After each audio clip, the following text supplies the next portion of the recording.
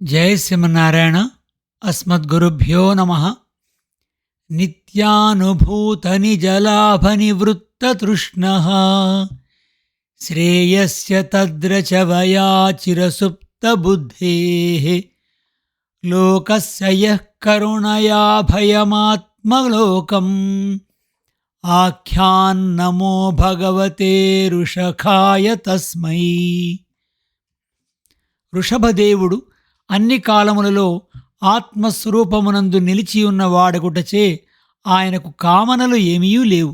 కాని దీనికి భిన్నముగా మానవుడు అనాత్మభూతములగు దేహాదులయందు ఆత్మభావముతో వ్యవహరిస్తూ పరమహితము మరియు మోక్షరూపమగు ఆత్మస్వరూపము విషయములో అజ్ఞాని అయి ఉన్నాడు. అట్టి మానవునకు అభయస్థానమగు ఆత్మతత్వమును ప్రకటించిన ఆ ఋషభదేవుని కొరకు నమస్కారము. 5th Canto 6th Chapter 19th Prayer. భగవద్బంధువులారా, Srimad Bhagavata తత్వదీపిక 24 తృతీయ స్కంధము 24వ పాడ్కాస్ట్లో స్వాగతం. ఇంత క్రితం పాడ్కాస్ట్లో వరాహ స్వరూపములో ఉన్నటువంటి శ్రీమన్నారాయణుడు మరియు హిరణ్యాక్ష మధ్య జరిగిన వైరం గురించి, ఆ వైరంలో తను భూమిని పైకి తీసుకొచ్చినప్పుడు బ్రహ్మరుద్ర అందరూ కూడాను పుష్పము జల్లి తన్ని స్తుతిస్తూ ఉన్నారు. అప్పుడు భగవానుడు ఆ అసురుని పైన కోపమును చూపిస్తూ ఏం పలికాడో తెలుసుకోవాలి. మనం ఇప్పుడు ముందు భాగంలో చూద్దాం. ఓ అసురా, మేము అడవిలో సంచరించు మృగములను అంటివి. నిజమే, మీ వంటి గ్రామసింహములను అనగా శునకములను వెదికి పట్టుకొనుటకు నేను మృగమునైతిని. నీవు మృత్యుపాశములతో బంధింపబడి ఉంటివి. నీవు నిందించుట సహజమే కనుక దానిని వీరులు లక్ష్యపెట్టరు. ఈ భూమిని నీకు చెందినది అంటివి. రసాతలములో ఉన్న మీకు ఈ భూమి ఆధారము కాదు. మీ సొత్తును దోచుకొనుచున్నట్లు పలికితివి. ఇది మీది కాదు. సిగ్గులేక మేము నీ గదకు భయపడి పారిపోచుంటిమా? నీ గదకు భయపడు వారము కాము. నీ గద అనిన భయపడు వారమైనను ఇంకెక్కడికి పోదుము? బలవంతుడవగు నీతో విరోధమును తెచ్చుకొంటివి కదా. యుద్ధములో ఎదిరించి నిలిచెదము. ఇంక నువ్వు ఎచ్చటికి పోవుదువో చూచుకొనుము. అనేక వేల కాల్బలమునకు అధిపతివి నీవు. అట్టి నీవు మమ్ము ఓడించుటకు ప్రయత్నించుము. జంకులేక మమ్ము చంపి మీ వారి కంటనీరు లేకుండా చేతులని ప్రతిజ్ఞ చేసితివి కదా. ఆడిన మాట నెరవేర్చలేని వాడు అసభ్యుడగును, నలుగురిలోనికి వచ్చుటకు తగదు. ఇట్లు భగవానునిచే తిరస్కరింపబడిన హిరణ్యాక్షుడు కోపముతో వికటముగా నవ్వెను. పాముతో చెలగాట మాడుచున్న వాడు భయపడినట్లు, పాము పడగెత్తి మీద పడినట్లు, రోజునట్లు తనతో హేళనగా మాట్లాడుచున్న శ్రీహరితో తీవ్రమగు కోపమును తెచ్చుకొని గడగడ వణికిపోవుచు శ్రీహరి పైబడి గదతో కొట్టెను. ఆ గద భగవానుని గుండెలపై తగిలెను. ఆ గద వెనుకకు మరలెను. యోగి మృత్యువును త్రిప్పికొట్టినట్లు శ్రీహరి ఆ గదను త్రిప్పికొట్టెను. మరల గదను తిప్పుచుండెను. పళ్లతో పెదవిని కొరుకుచుండెను. మరల భగవానునిపైకి పరిగెత్తి వచ్చెను. అప్పుడు భగవానుడు తన గదతో హిరణ్యాక్షుని కొడిభుజముపై కొట్టెను. అసురుడు గదా యుద్ధకుశలుడు. ఆ గద తనకు తగలకుండా గదతో గదను ఎదిరించి కొట్టెను. ఇట్లు శ్రీహరి హిరణ్యాక్షుడు ఒకరితో ఒకరు గదలతో యుద్ధము చేసుకొని చుండిరి. వారి శరీరముల నుండి రక్తము కారుచుండెను. ఒకరినొకరు జయింపవలనని కోరికతో మదించి ఉన్న ఆబోతులు ఢీకొనుచున్నట్లు ఎదుర్కొనుచుండిరి. కేవలం తన సంకల్పముచే భూమిని ఉద్ధరించుట కొరకు వరాహరూపము దాల్చిన యజ్ఞమూర్తియగు భగవానుడు హిరణ్యాక్షునితో భూమి కొరకు ఘోరముగా సంగ్రామము చేయుట చూడవలనని బ్రహ్మ ఋషులతో కూడి అచటకు చేరి నిలిచెను. అనేక వేల దేవతలు కూడా బ్రహ్మతో అచటికి వచ్చిరి. రాక్షసునితో పోరుచున్న ఆ ఆది వరాహమగు భగవానుని చూచి బ్రహ్మ భగవానునితో ఇట్లు పలుకుచున్నాడు. దేవా, నీ పాదములను శరణమొందిన దేవతలకు బ్రాహ్మణులకు ఏ పాపం ఎరుగని గోవులకు సకల భూతములకు ఏ కారణము లేక బాధలను కలిగించిన వాడు ఈ రాక్షసుడు. భయపడిన వారి అర్థములను ప్రాణములను హరించినాడు. తపస్సు చేసి నా వలనే వరములు పొందినవాడు. ఎదురించువాడు లేక మదించి నాతో ఎవరైనను యుద్ధము చేయుదురా అని వెతుకుచూ అన్ని లోకములలో తిరుగుచున్నాడు. వీడు మాయావి. ఆశ్చర్యకరములగు శక్తులు వీనికి గలవు. అందుచే గర్వించినాడు. నిరంకుశుడు, దురాత్ముడు పైకి ఎగిసిపడుతున్న పామును తోక పట్టుకుని లాగి ఆడుకొరుచున్నట్లు నీవు బాలుని వలె ఆడుకొనవద్దు. వీడు దారుణమైన దైత్యుడు. సంధ్యా సమయంలో వీని బలం వృద్ధి పొందును. ఆ సమయము రాకముందే నీ సహజముగు బలముతో వీనిని సంహరింపుము. నీవు అచ్యుతుడవు కదా. నీ ఆశ్రితులను వదలవు. నీ సహజమగు శక్తి నీ నుండి ఎప్పుడూ తగ్గదు. లోకములన్నింటికీ భయంకరమైన సంధ్యాకాలం వచ్చుచున్నది. దేవతలకు జయమును అసురులకు పరాజయమును కలిగింపుము. ఇప్పుడు అభిజిత్ అనడి ముహూర్తం వచ్చి ఉన్నది. ఈ సమయంలో తప్పక జయము కలుగును.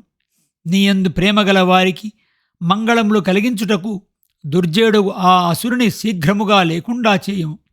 ఈతని తండ్రియగు కశ్యపుడు ఈతనిని భగవానుడే చంపునని చెప్పినాడు. కావున ఈతనికి నీవే మృత్యువుగా వచ్చినావు. అందువలన ఈతడు నీతో తలబడినాడు. ఈతని చంపి లోకములకు సుఖమును కలిగింపుము అని ఈ విధంగా బ్రహ్మ పలికిన పరిశుద్ధములగు అమృతం వంటి మాటలను విని నాకు కూడా పరాజయం కలుగునేమో అని బ్రహ్మ భయపడుచున్నాడని మందహాసము చేయుచు కాలస్వరూపణనగు నాకు చాలా కాలం వలన మంచి చెడులు కలుగునున్న ప్రేమ కలవాడు ఈతడని జాలిపడి ప్రేమతో బ్రహ్మను చూచెను.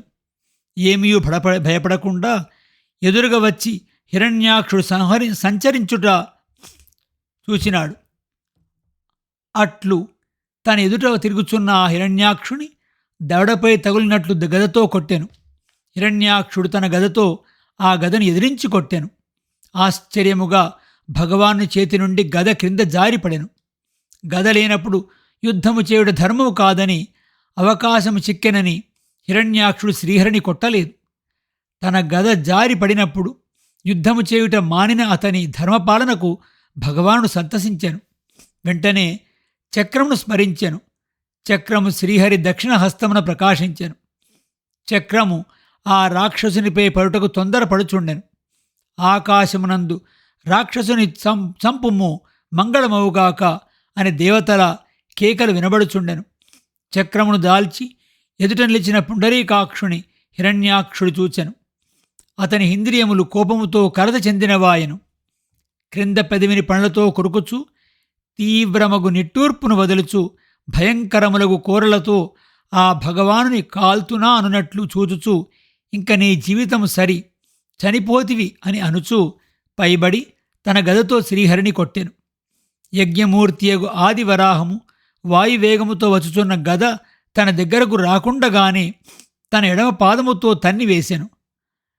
మరి ఒక గదను తీసుకొనుము, యుద్ధమునకు సిద్ధపడుము అని భగవానుడు అసురునితో పలికెను. ఆ అసురుడు మరల మరి ఒక గదను తీసుకునెను. తన గదను మరల భగవాని పైకి విసిరెను. భగవానుకు తగలకుండానే గరుత్మంతుడు పామును ఒడిసి పట్టినట్లు భగవానుడు ఆ గదను పట్టెను. హిరణ్యాక్షుని గర్వము దెబ్బతినెను. ముఖము ఒక్కసారి వివరణమాయెను. భగవానుడు జాలిపడి ఇంద తీసుకొనుము అని ఆ గదను వసంగగా అతడు తీసుకొనలేదు. 3 వాడియగు కొనలు గల అగ్నివలే ప్రజ్వలించుచున్న ఒక త్రిశూలమును పట్టుకొని యజ్ఞవరాహంపై ప్రయోగించెను. కాని ఆ త్రిశూలము బ్రహ్మజ్ఞాన సంపన్నుని చంపవలనని మారణహోమం చేసినను అతనిపై ఎట్లు ఆ ప్రయోగం ఫలింపదో అట్లే ఫలింపలేదు. ఆకాశమధ్యమందే ప్రకాశించుచూ వచ్చుచున్న త్రిశూలమును శ్రీహరి తన చక్రముతో ఛేదించెను. పూర్వము దేవతలను జయించి అమృత కలశమును గరుత్మంతుడు తీసుకొని పోవుచుండగా ఇంద్రుడు వజ్రాయుధమును ప్రయోగించినాడు. ఇంద్రుని ఆయుధమునకు ఈయవలనని గరుడు తన రెక్కలోని ఒక ఈకను దానికి ఎరగా వదిలినాడట. ఆ వజ్రాయుధము ఆ గరుత్మంతుని ఒక రెక్కలోని భాగమును కూడా ఎట్లు ఛేదించగలేకపోయినదో అట్లు స్వామి చక్రమును ఆ హిరణ్యాక్షుని త్రిశూలము ఛేదించలేకపోయెను. హిరణ్యాక్షునకు కోపము రెట్టింపాయెను. పిడికిలి ముడిచి ఆదివరాహం పైకి ఉరికి లక్ష్మీదేవికి వాసస్థానమగు శ్రీహరి వక్షమును గ్రుద్ది అసురుడు మాయమాయెను. ఆ విధంగా హిరణ్యాక్షుడు గుండెపై గ్రుద్దినను అది వరాహమూర్తి పూలదండతో కొట్టిన ఏనుగు కదలనట్లే ఏమీ చెలింపక నిలిచెను. హిరణ్యాక్షుడు అంతర్ధానమై సకల మాయలకు మూలమగు యోగమాయ తన అధీనమందు గల శ్రీహరిపై అనేక విధములను మాయలను చూప మొదలుపెట్టెను. ఆ మాయలు చూచి ప్రజలందరూ భయపడి లోకమే ప్రళయమగుచున్నదని భయపడుచుండి భయంకరమగు ధూళితో కూడిన గాలులు చీకటిని నలుదిక్కులా వ్యాపింపచేయుచూ విజుచుండెను. దంతములతో చిమ్మినట్లు పెద్ద పెద్ద శిలలు పడుచుండెను. దుర్గంధము గల రక్తము మలమూత్రములు వర్షించుచుండెను. మెరుపులతో ఉరుములతో ఆకాశముపై నక్షత్రములు ఏవియూ కనపడకుండా మేఘములు ఆవరించుచుండెను. పర్వతములు ఎదురుగా నిలిచి ఆయుధములు ప్రయోగించుచుండెను. దిగంబరులై శూలములను దాల్చి జుత్తు విరేబోసుకొని భూతప్రేత పిశాచాదులు మీద పడుచుండెను. హింసా ప్రవృత్తి గల యక్షులు రాక్షసులు క్రూరముగు మాటలను పెద్ద పెద్ద కేకలతో పలుకుచుండిరి. ఇట్టి మాయలను హిరణ్యాక్షుడు ప్రయోగించుట చూచి సర్వేశ్వరుడు ఆదివరాహమూర్తి వాని అంతమొందింపవలనని తన చక్రమును ప్రయోగించెను. ఈ భయంకరమగు యుద్ధమును హిరణ్యాక్షుడి తల్లియగు దితి చూచుచుండెను. తన భర్తయు కశ్యపుడు భగవానుడే అవతరించి వీరిని చంపునని ఆనాడు చెప్పిన మాట ఆమెకు జ్ఞాపకము వచ్చెను. ఆమె గుండెలలో కంపము పుట్టెను. ఒక్కసారి ఆమె స్తనము నుండి రక్తము స్రవించెను. భగవానుడి చక్ర ప్రయోగముచే రాక్షసుని మాయలన్నీయూ అంతమొందెను. అప్పుడు హిరణ్యాక్షుడు భగవానుని పైకి దూకి తన 2 చేతులతో గట్టిగా నొక్కి అదిమి ఉంచెను. కాని అతనికి తన చేతుల మధ్యనే కాక వెలుపల కూడా భగవానుడు కనపడుచుండెను. పిడికిళ్లతో హిరణ్యాక్షుడు గ్రుద్దుచుండెను. ఇంద్రుడు విశ్వరూపుని కొట్టినట్లు భగవానుడు ఆ హిరణ్యాక్షుని గుబపై తన చేతితో కొట్టెను. ఆ దెబ్బతో అసుని శరీరం నేలపడి ఇటునటు పొరలుచుండెను. కనులు తిరుగుచూ పడెను. చేతులు దాచుకొని పోయెను. గాలికి పెకలించుకొని నేలకూలిన పర్వతం వలె అతడు నేలకూలెను. నేలపై పడిన ఎదురులేని పరాక్రము గల భయంకరము కోరలతో పంట కరచి పెట్టిన పెదవితో హిరణ్యాక్షుని చూచి బ్రహ్మాదులందరూ ఆహా ఈతని భాగ్యమే భాగ్యము, భగవానునిచే ఇట్టి మరణం ఎవరికి లభించును? యోగాభ్యాసము చేసెడు యోగులు ధ్యానదశలో మనసులో ఎవరిని చూడగలుగుదురో, బాహ్యముగా కంటితో ఎవరిని చూడలేరో అట్టి వారిని ఎదురుగా చూచుచూ అతని చేతులతో పాదములతో కొట్టబడి తన్నబడి శరీరమును వదిలినాడు. భగవానుని అట్లు ప్రత్యక్షముగా చూచుచూ శరీరమును వీడిన వీని భాగ్యమే భాగ్యము. హిరణ్యాక్ష హిరణ్యకశిపులు భగవానుని ద్వారపాలకులు. వారు శాపం వలన అసురులే జన్మించినారు. కొద్ది జన్మలలో మరల భగవానుని చేతనే చంపబడి తమ లోకమున కేగుదురు అని దేవతలంతా అనుకున్నారు. ఇట్లు ఆ రాక్షసుని మరణము నొందుట చూచి దేవతలు సకల యజ్ఞములకు విచ్ఛేదము లేకుండా సాగుటకు అవతరించిన యజ్ఞవరాహమూర్తికి నమస్కారము చేసిరి. జగత్తును రక్షించుట కొరకు రజస్తమస్సులు సంబంధము లేని సత్వగుణముతో నిండిన శరీరము దాల్చిన వరాహమూర్తికి నమస్కరించిరి. లోకములకు క్లేశములను కలిగించడి అసురుడు ఈనాడు చంపబడినాడు. ప్రభూ, భక్తితో నీ పాదములను మేము సేవించి సుఖమును అందినాము. నీ పాదభక్తియే మేము కోరడి శ్రేయస్సునకు సాధించడిది. మేము సుఖమును అందినాము అని పలికిరి. ఇంతటితో ఆ హిరణ్యాక్షుని యొక్క సంహారం జరిగింది. తరువాత విదురుడు మైత్రేణితో ఏం ప్రశ్న అడుగుతున్నాడు, ముందు భాగం ఏమిటో కథ తర్వాత తెలుసుకుందాం.